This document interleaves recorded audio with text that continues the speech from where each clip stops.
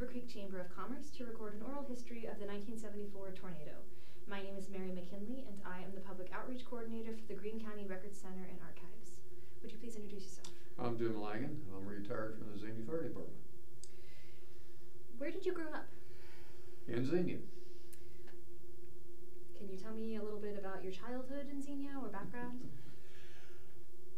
Grew up in an area of Xenia. We go back, it was called the Irish section. Most everybody down in that end of the town, which was the southwest end, most everybody worked on the railroad. So we had to be in a railroad one house from where I grew up at, and the Pennsylvania Railroad was up the hill towards town, and then we had the multi-tracks, which was on down the southern part of Cincinnati Avenue. So, yes, rumbling going through. If you've never heard of a steam train that has gone through beside you, it is something that you never forget, especially with steam whistles. And I said I could sleep through everything. I could sleep through the trains coming through town. So you went to Xenia City Schools. Did you have any particular interests? No. I went to the whole school system, entrances, played baseball, played football, most boys' things. Was in the Boy Scouts, and went through the Scouts and into the Eagles. That's pretty much it. How did you come to be a firefighter? Oh, that's a long story. We'll shorten it. Where my grandparents' house, my father grew up in, was on what was then known as South Miami Avenue, and the train tracks were right there. And so we would watch the trains, and the city was going in doing flushing hydrants. And one of the guys named Denny Ryan got me on the truck and rode me up and down the street, so that sort of stuck. And then decided I was going to do everything my mother told me not to do. Don't play with fires. Don't get dirty. So, there you go. So did you go to the fire department right out of high school? No. Went to Wright State University right after it opened, and transferred from there to St. Clair College. I was majoring in computer science. Was working at Bob Evans Farms when the job opening was posted for the fire department, so I thought, why not, I'll go to that.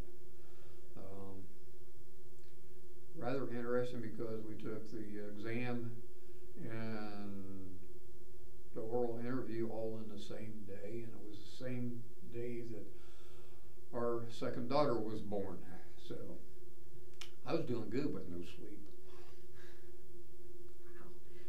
Quite a day. A long day. Yeah. How old were you when the tornado happened? Oh gosh. You're really pushing it, aren't you? Approximately. About 24. I've been on the fire department just shy of 4 years. Can you walk me through that day, kind of starting in the morning, of what you remember? Oh yeah. There were 9 of us on the fire department were going through paramedic training. We were the first medics in the county. I included a couple guys from Fairborn Fire Department going through it with us. We'd had class at Greene Memorial Hospital. Dr. Falls, Richard Falls, was doing the class with one of the nurses at the hospital named Bonnie McFall. We'd had class that morning. We had one daughter that wasn't feeling well, so we took her down to my father's down on Sunset Avenue.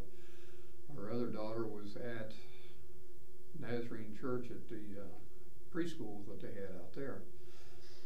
We got out of the training at the hospital and went out and go pick her up and go down to my dad's, and I got her in the car and I looked up. I kept looking at the sky, and it's sort of hard to describe it. It's a greenish gray that we were watching, and I told her, I said, let's hurry up and get down to Dad's because I don't like the look of this.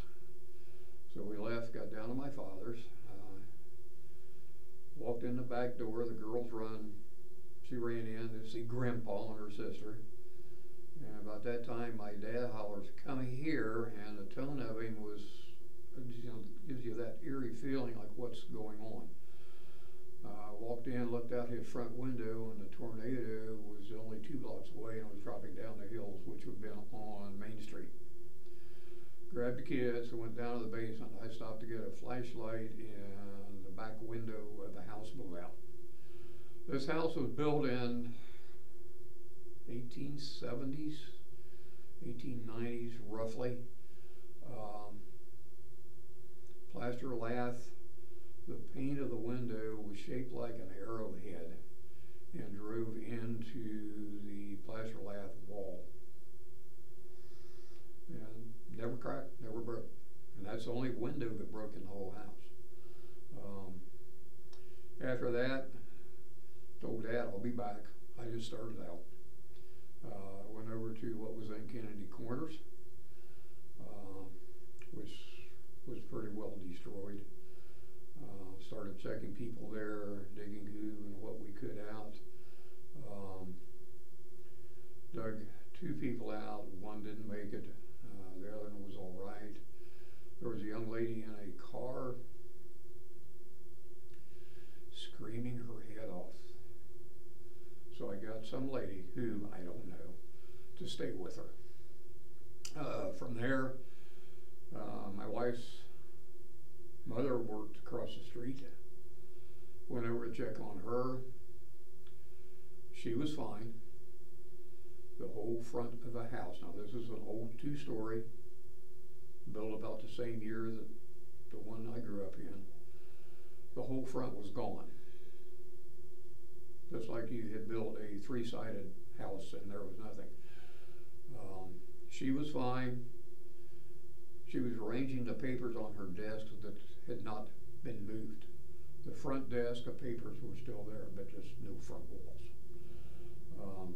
From there, I just sort of worked my way up the street, checking what else was going on. We had no communications with anybody on the department. Other departments started coming in. We had no way of communicating, going here, going there. We were trying to send everybody to other hospitals that we could, because I knew Greene was going to be just overwhelmed with everybody. We had one rescue group, it was called Greene County Rescue, that came in. They had a white ambulance that we nicknamed the White Whale. And it was comical watching this vehicle coming down the street on 4 flat tires. They were trying to do what they could, and it finally got to the point that it wouldn't go any further. We had departments from Dayton, Bellbrook, Miamisburg, Bright Pat, near Carlisle, Xenia Township, Wilberforce, and Central State University, Yellow Springs, Jamestown, Bowersville, and numerous others that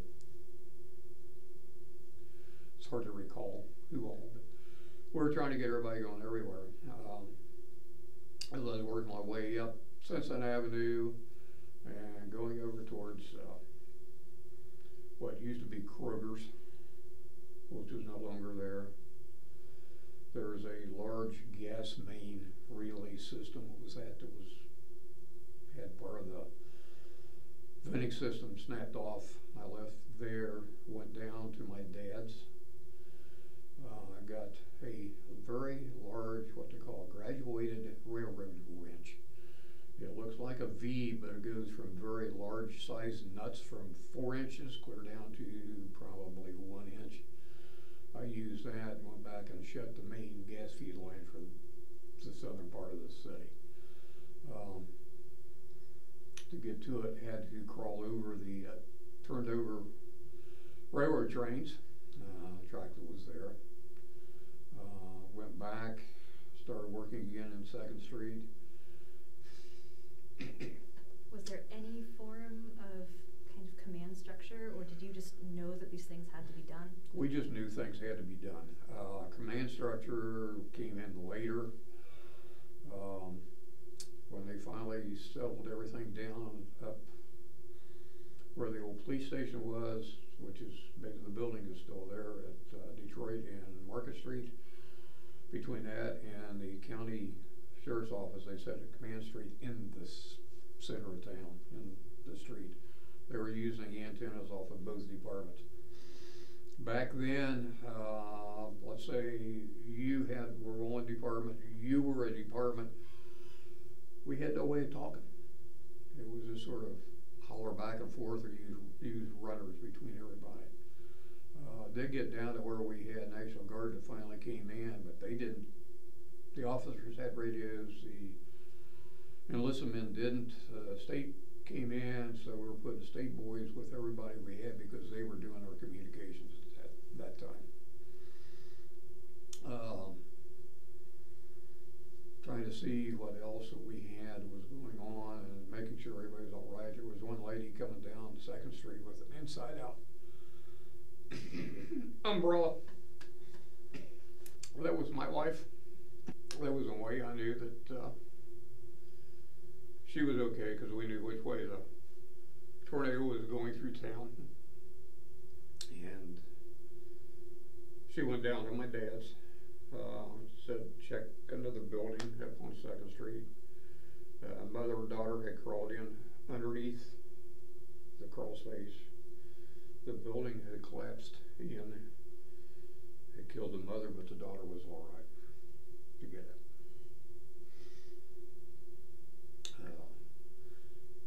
Fun part was, it was 3 days before I knew I still had a house, because we never left. We just went on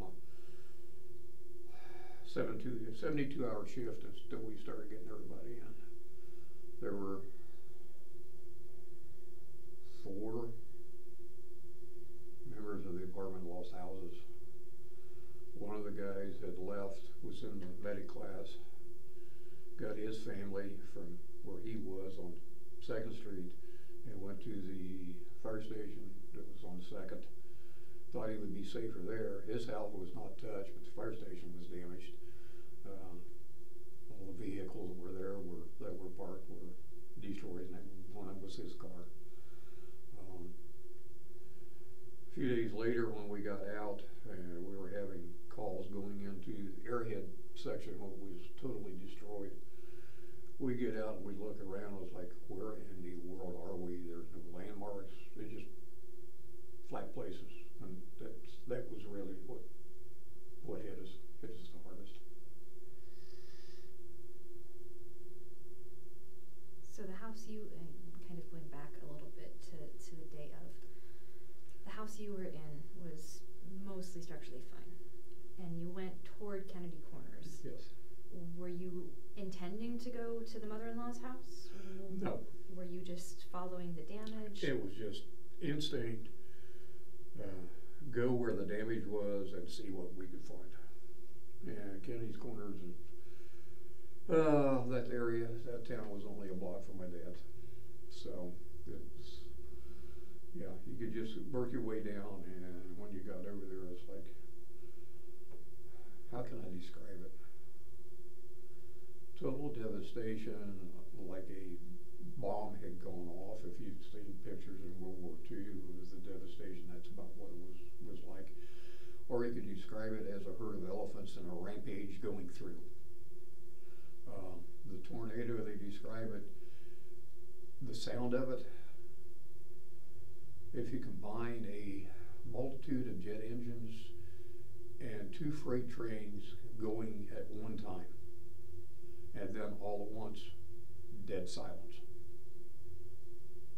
That's what you hear. They'll describe things as, looking like birds flying through the air. That's everything that was picked up and thrown. We weren't really, didn't dawn on us how wide a path this thing had when it came through town, or how long the path was, so. And if you were at Kennedy Corner, you knew pretty much immediately what the scale of the devastation was. Yeah, and sort of them was okay, fine, but getting uptown, that was later. Going out to the west part of town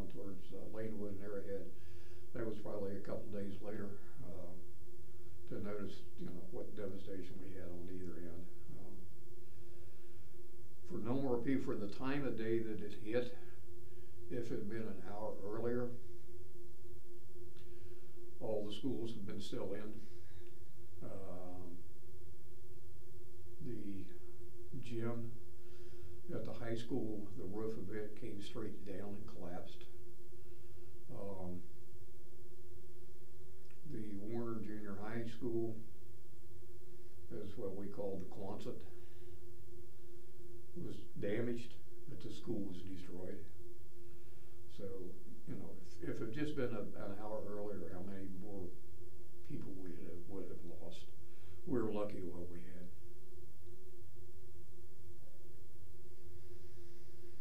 So for the immediate 72 hours after, you and every member of the fire department were just working on rescue.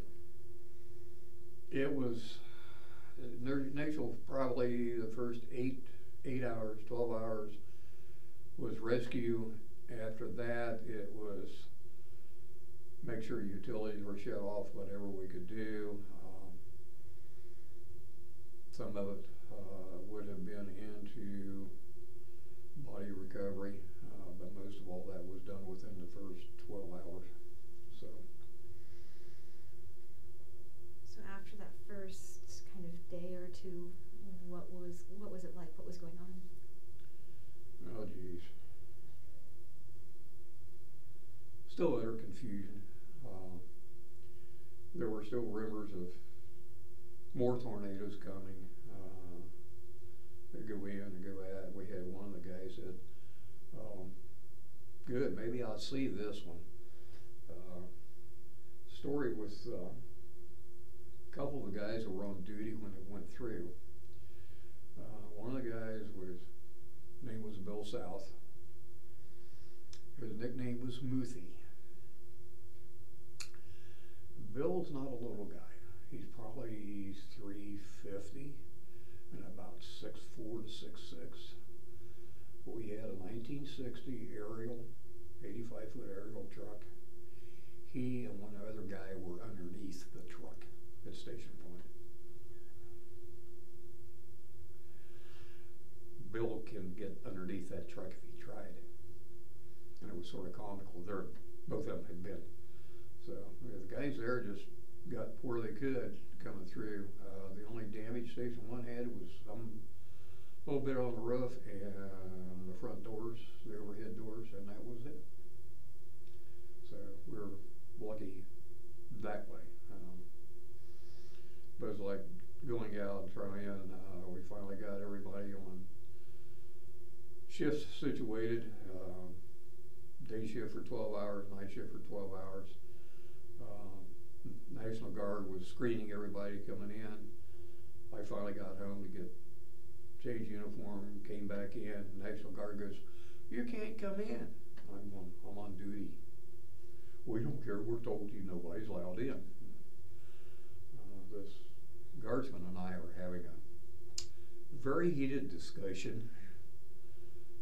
And one police patrol officer from the city, his house was on 42, had some damage. He happened to be coming down the street in a cruiser, and he looked at the guy and he said, "He's on duty, let him in." But other guys that had their houses destroyed, a couple of them came in, a couple of the others were trying to get their family situated where they could be for their own shelter and everything that way. Red Cross, I have to mention that they came in, they took care of trying to feed and take care of everybody. Jamestown Fire Department had auxiliary. They came in and took over Station 1, and they were cooking and fixing food for every employee on the city. Any volunteers that were in. Breakfast, lunch, supper. So everybody had hot meals. Even when they were pulling, all day, all night. All day long. Yes, the coffee pots never shut off. I imagine. So your house was fine, was still standing when you finally got there 3 days later. Yep. The only damage was we had a doghouse out back. with an Irish setter at the doghouse, and the doghouse was tipped over. If you look at the route, 42 goes out and makes a jog before it gets to Stevenson Road. If that tornado had gone straight out, yes, we would have damage. But it did the 42 jog as it went towards Central State and Wilberforce. So, yeah, they say they run straight. No, they go where they want to. And this one started off as one. There were two others came out of it, and the three of them merged. At that time, they never had an F5 tornado in the United States. The wind velocity, they figured that in the destruction, they could have almost upgraded it to an F6, which we have never had at all. So. And you wouldn't have heard those statements until later. Were you surprised by them at all? Yes. Yeah, because, you know, I don't know, what's an F5? What's an F1? You know, it's, and they go by the length, the width, and the wind velocity is how they grade them to the systems. Yeah, it's interesting.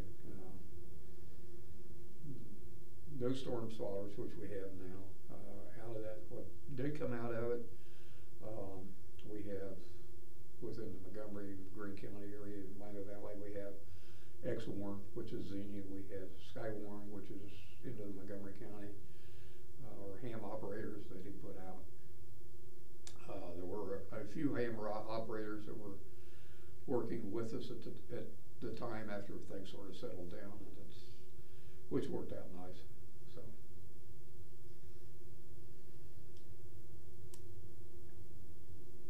So your family house was okay. Your daughters are school aged. So what was the situation kind of handling your own family at the time? I left that up to the wife. Okay. So you were in town yeah, because too much? you know, 72 hours on a straight run and no sleep, and try to doze when we could. We had members of the Dayton Fire Department came over, and they were spending 12-hour shifts or 24-hour shifts with us. So, yeah, it was the guys were sleeping wherever they could, in the bedroom, in the squad, in the jump seats of the engines. So, yeah. How long would you say it took before your shifts kind of started becoming standard again? Probably about a week later, when it finally settled down enough that we went into our normal shifts, and as the departments were pulling out and everything, and then we would sort of, you know, went back to normal as about what we could describe it. It was still awesome. We still get calls and go out and go, we're in this building. There's supposed to be this here, and it's, yeah. Yeah, so it was, even weeks after, it was hard to figure out where you're going. Yeah, where Station 2 is, catty corner from it at Allison and 2nd Street was Kohler Manufacturing. There was nothing there. Across the street from Kohler's was a filling station. One of their trucks, the trailer park, was on top of the filling station. On the other side were houses behind the station, were houses all the way down 2nd Street were houses that were just no more. So, yeah, it's gone through one. Missed the one in, was it 2020 when the other one went through? Missed that one. But if you look at the path that these things go through, go back to the 1800s, the first one was in the south end of town, and it just seems like they progressively move north upon us. There have been 5 or 6 since the 1800s, and they all have moved north, and they go from southwest, northeast. And back then they didn't call them tornadoes, they were called cyclones. I believe the one you were referencing was in 2019? 2019, is that the one that hit Beaver Creek in that area? Yeah. Yes, when the one went through in 2020, the wife and I and some friends were coming back. We were in Nebraska at the time when we got the phone call from our son that says we had a tornado went through, and the word came in and says, Dad, it hit our area. And I went, first thing out of my mouth was, is everybody okay? Heck with the house. He said, yeah, it's fine. How long stuff stay good in the refrigerator and the freezer? I said, well, if you don't open the refrigerator, you got 24 to 48 hours, and the freezer will stay 72 or better. Son says, how soon can you get there? I said, if I leave now or I leave in the morning, it's going to be 3 days highballing on the motorcycle to get there. We came around. There's this huge generator sitting in my driveway. There were electric lines running to the 3 neighbors besides my house. I didn't ask him where he got the generator, but he was running power for the neighborhood. Quite a difference from what was possible. Oh, a lot of difference from the first go-round. Nobody had generators. We had one for the city. It ended up out at the hospital along with the aerial, supplying the lights for the hospital area that been the ground floor, which is the basement, and the old section which was turned into a emergency triage and treatment area. So, given better lights, we had our big floodlights and everything set up and running that generator off the aerial. Another interviewee had mentioned helicopters being brought in to provide light for the rescue that night. One. Okay. That was the one I know of. The National Guard brought one in. He was running shuffle between that, Right Pat, and wherever else. Right Pat probably brought a couple in and were running. But this one came out of the National Guard out of Rittenbacker Air Force Base. It per se was not a rescue. It was how can I describe it? It was sort of an early version of Apache attack chopper. And he was running that thing back and forth with supplies, whatever they could pack and put in it.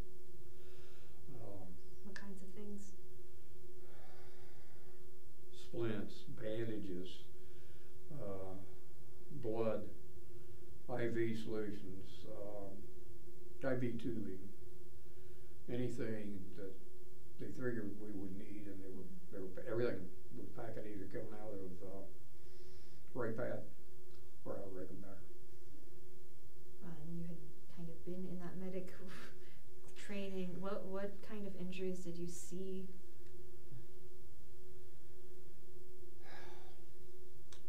Anything from bruises, the broken bones, minor cuts, serious lacerations to where the bones were exposed,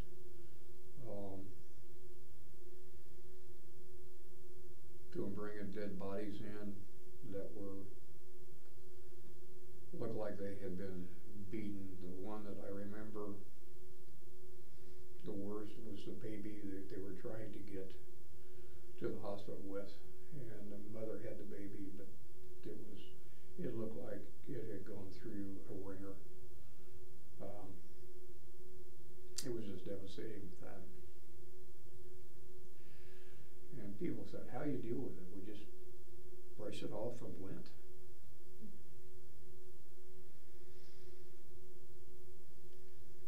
What do you think have been the long-term effects of the tornado? Oh, geez, trying to get everything back up.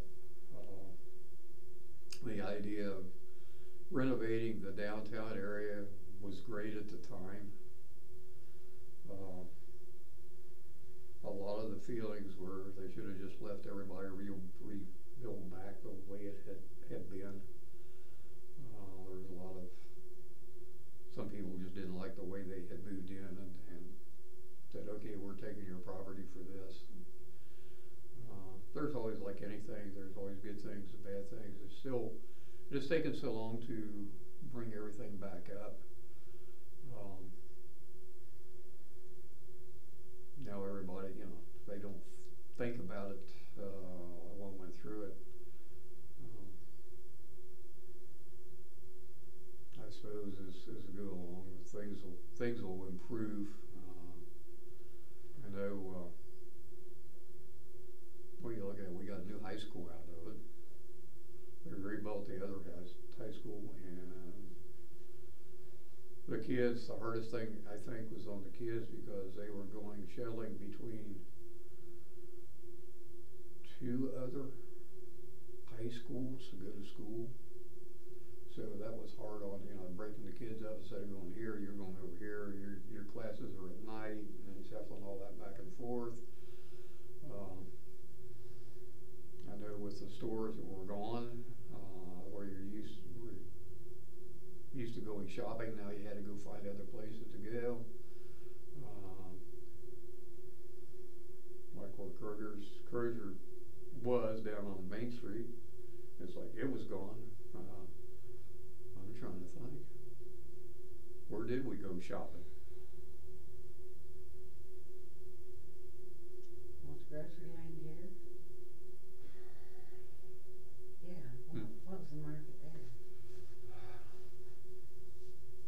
I can't think where we would go grocery shopping. Kennedy's would have been about the only place because Kroger's was destroyed. We had a couple little family markets that you could go into and get a few things like the old ones they used to have years ago, but not the big markets. You had to go someplace else until they could get them back up. So it changed everybody's way of doing things. You got into a routine. Now the routine is no longer, so you got to change it.